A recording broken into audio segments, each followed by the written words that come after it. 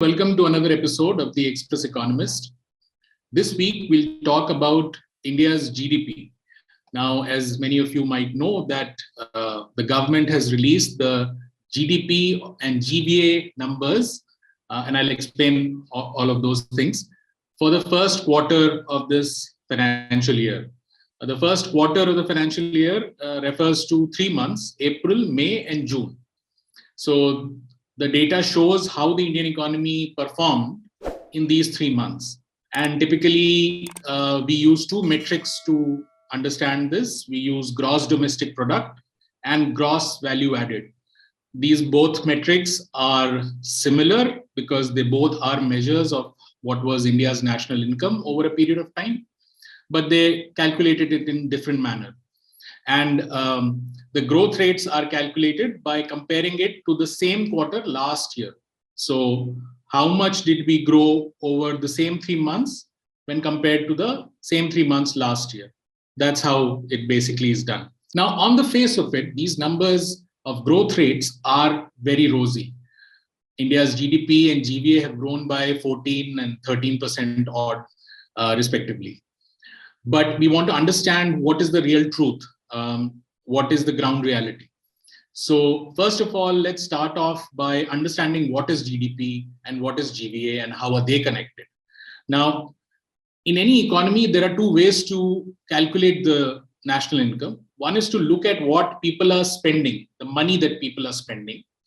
And you look at the expenditures of different sectors, different components of the economy. And there are basically four so-called engines of GDP. That is, number one is the private final consumption expenditure. That is the expenditure that you and I make in our individual capacities. We might be buying some food, buying a computer for personal use, a TV, a fridge, and all of those expenditures are called private final consumption expenditure. The other big component of expenditure is the expenditure that government makes when it sort of spends money, maybe paying salaries, and that is the government final consumption expenditure. The third component is the investment expenditure, all the money that is spent by the private sector, firms, and even by the government in building productive capacity, making a bridge, a hotel, a port, or whatever, that is another. And then there is this fourth component, which is called net exports. And net exports is basically the net of what we export and what we import. And this is obviously an expenditure. We spend money in buying imports, and the rest of the world sort of spends money on our products when we export. And we look at the net export number. And typically, in India's case, the biggest engine of growth is the private final consumption expenditure, that money that you and I use in personal capacity. The second biggest component is investment expenditure. The third is government's expenditure. And the net export number is effectively a drain on India's GDP. It sort of pulls back India's GDP. So that's broadly how GDP is calculated. The GVA number is different. In GVA, we try to look at different sectors of the economy, and we try to understand how much value was added in every sector at the final stage. So, for example, if you were making potato chips, you got, suppose, for 50 rupees, you got 1 kg of potatoes, and then you made chips and sold them for 100 rupees. So you've added a value of 50, and that sort of gets calculated at different stages and different sectors, and you come to a GVA number. GDP and GVA are also related. Basically, GDP can be calculated by looking at the GVA number, and then you add the sort of the taxes that government earns on different products, and you remove all the subsidies that government gives. And that is the equation between GDP and GVA, if you were to calculate. And so typically, if the government is earning more taxes than it is giving subsidies, then you'll find that GDP is higher than GVA, which is typically the case all the time. Now, let's look at GDP and GVA numbers. But before that, we must understand that both GDP and GVA numbers are calculated on nominal terms and real terms. The difference is the inflation figure.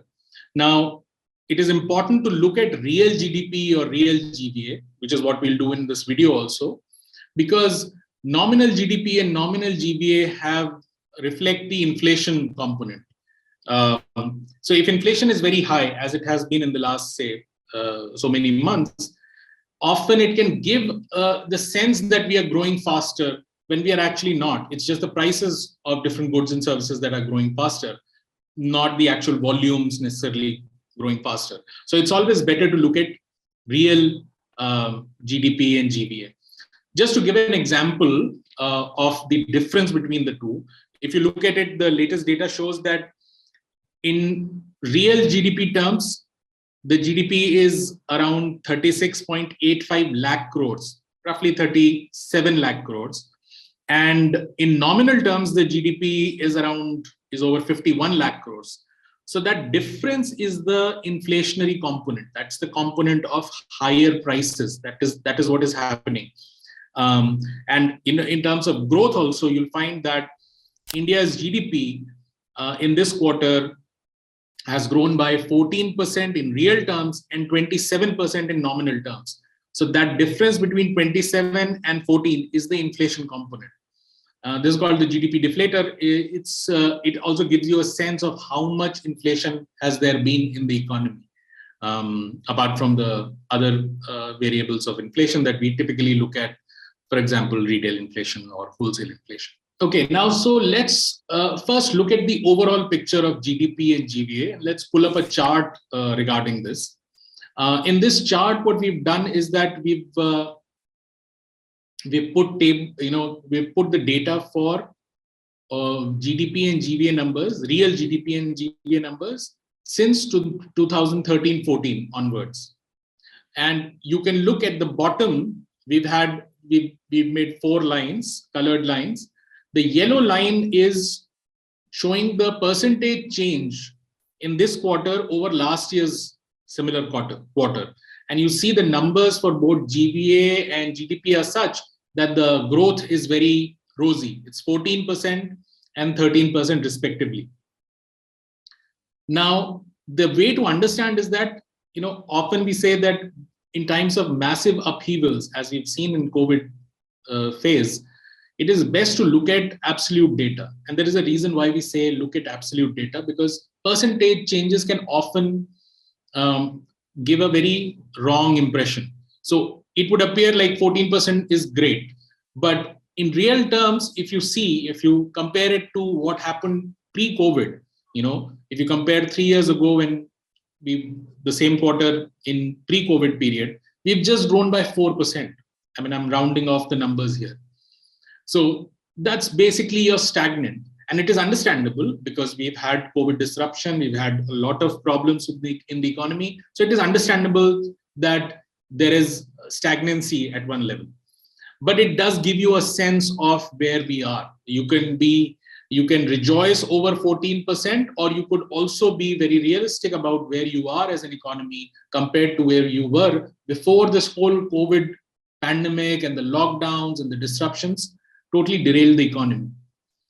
To give you a sense of, how much did the Indian economy typically grow in any such 3-year period, I've just taken 2 more periods of 3 years preceding this. So the blue line will show you the difference, the growth that happened in the 3-year between FY17 and FY20.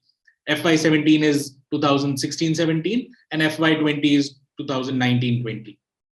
And as you can see, the GDP grew at 20% over that period.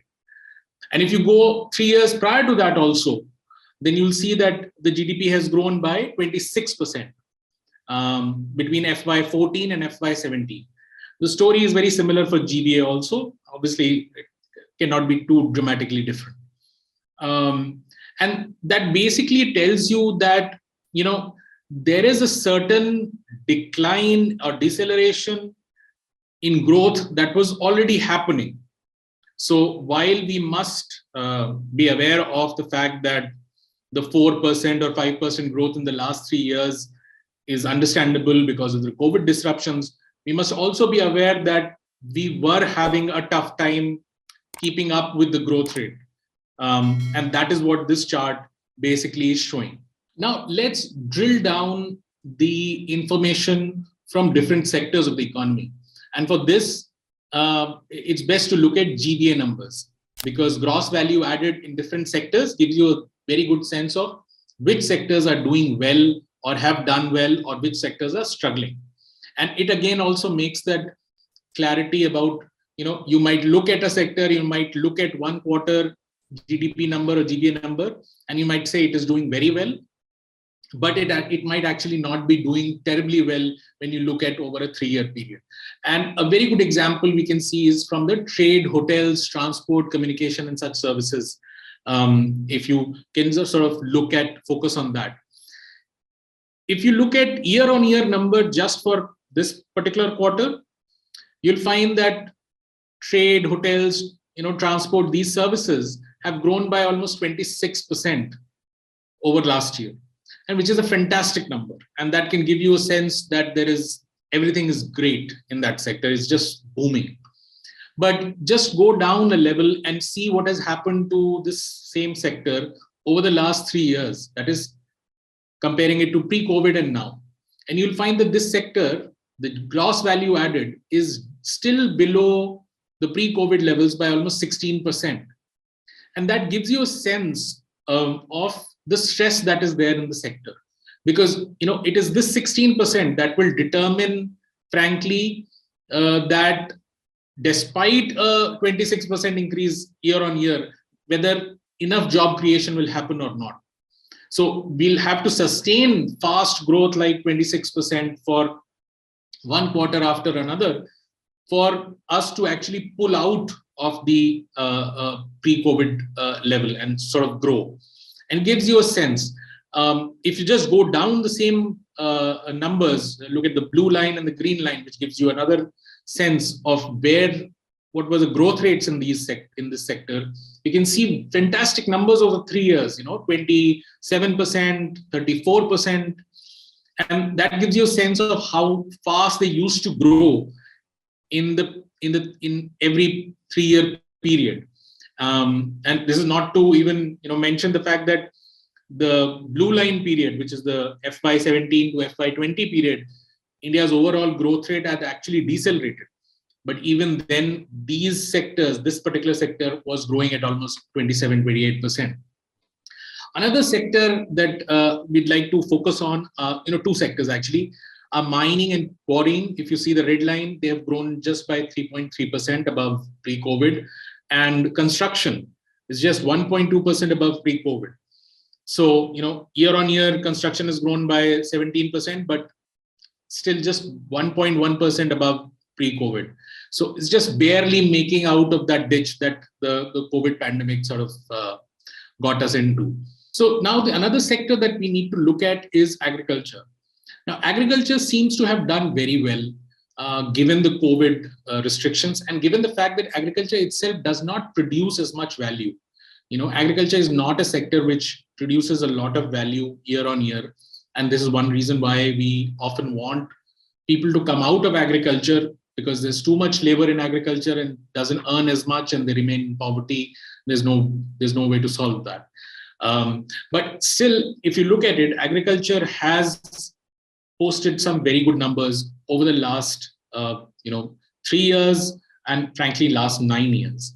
And even though a 10% or 15% over 3-4 periods is not a lot of value generation, it is still considerable when you contrast it with the kind of extreme duress and distress that we see from farmers.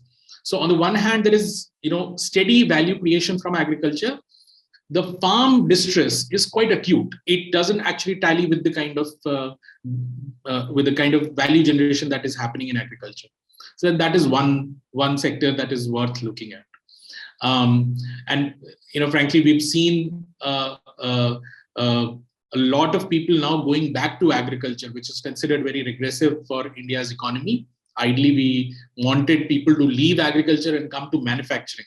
And that is where we need to look at manufacturing, what's happening to manufacturing.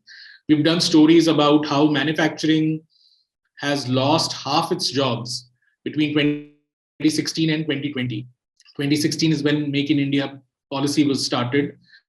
And 2020 is just, around the COVID period. But between these 4 years, we lost half the jobs. Since 2020, manufacturing has grown by 7%. There was a time when the growth rates were much better, like 34% between FY14 and FY17. But as you can see, a 10% growth or a 7% growth over 3-year periods is nothing to write home about. And you can understand why India is facing so much unemployment, or especially youth unemployment, and why people are going back to agriculture, even though agriculture simply cannot produce the kind of the value and incomes that manufacturing can. So that's another area to sort of look at. So this is the overall picture for India's sectoral health check. Now let's move to India's GDP and look at the breakdown of different engines of growth. Who's spending money? Here we're trying to understand who's spending money and where is a pressure point and where does the hope lie. Now, the first thing to understand here, if you look at the table, is that the private final consumption expenditure, the first column, is the biggest engine of India's growth. If you break down GDP, private final consumption expenditure is roughly 55-56% of all of India's GDP. Now, over the last year, in the first quarter, it was private final consumption expenditure that has actually did the most, improvement. It's grown by 26%. But again, look at the 3-year period, and that has grown by only 10%. So yes, we are above the pre-COVID level, but it's just 10%. And that would show you the stress, because, look at the data for the 3-year periods before that. It was 24% and 23%. This was the sort of the engine that was, pulling up overall expenditures, overall GDP. The next engine is government consumption. And as you can see in this particular quarter, government consumption has barely grown as against last year. And over the last 3 years, it's grown by 10%. And that's roughly, considering that India's government finances are always stressed and sort of always at the limit, there's little to expect from this particular engine. The next engine is the investment expenditure. And now this is important to understand that, you might have often heard that for sustaining India's growth, we must have private investments cycle coming up. You must have a scenario where businesses feel comfortable that they can invest new capacities and create new jobs and boost the overall economy. Now, there you see again on a year-on-year basis, 20% growth, which is fantastic. But again, look at the last 3 years, and that's grown by just 7%. So that shows you that investments by private sector have been largely muted. And this is also a period when we've had two very different things. We've obviously had the disruption due to COVID and all the demand destruction that happened. So it's understandable why businesses are not investing. But we've also had corporate tax cuts, historic corporate tax cuts, and incentivizing people to actually invest more. The two periods mentioned below, it gives you a sense of how much typically private sector's investment expenditure improved every 3 years, 26% and 21% over those two periods. One short mention about the net exports figure. Net exports is typically negative, as I mentioned earlier. It sort of pulls down the overall GDP because we typically import more than exports.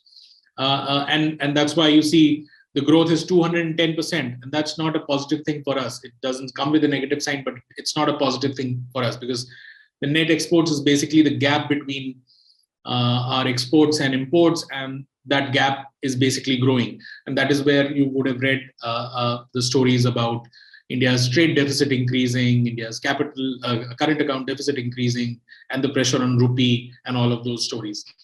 So broadly, this is the state of affairs for India's different engines of growth. So rounding off, let's look at what all does this mean for India's growth outlook. Now, the first thing is to understand is that this is just the first quarter result.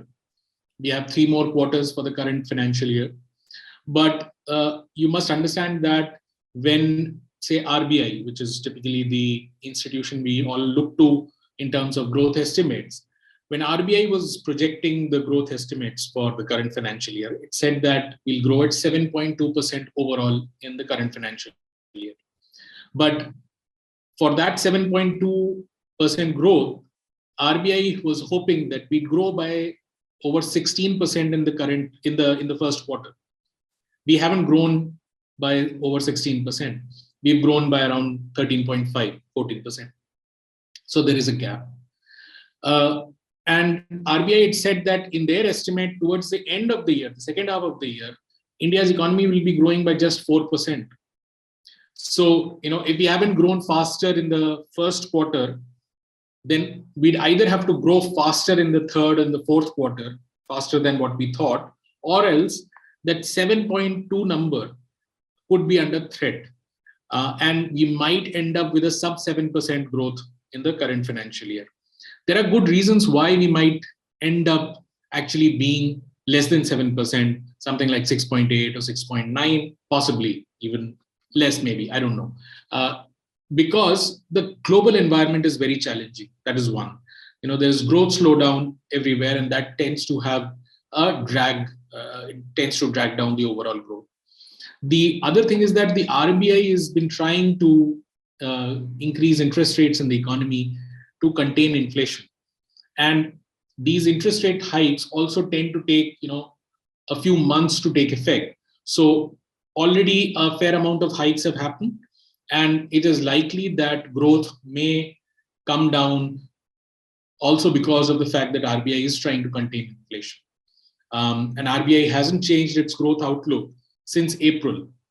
Between April and now, it has increased its interest rates by almost 150 basis points, but it hasn't changed its growth outlook. So it looks like looks very likely that India may end up with less than, or possibly definitely less than 7.2%, or less than 7% growth in the current financial year. So that's it from my side. I hope you've understood a bit about what is GDP and what is GVA, and how to sort of look at different sectors. I hope you've understood why we often say that don't look at just the growth rates in times of massive upheaval, because often over 2 or 3 year period that tends to moderate. If you like this episode, please press like and subscribe to our channel, and I'll see you next week. Thank you.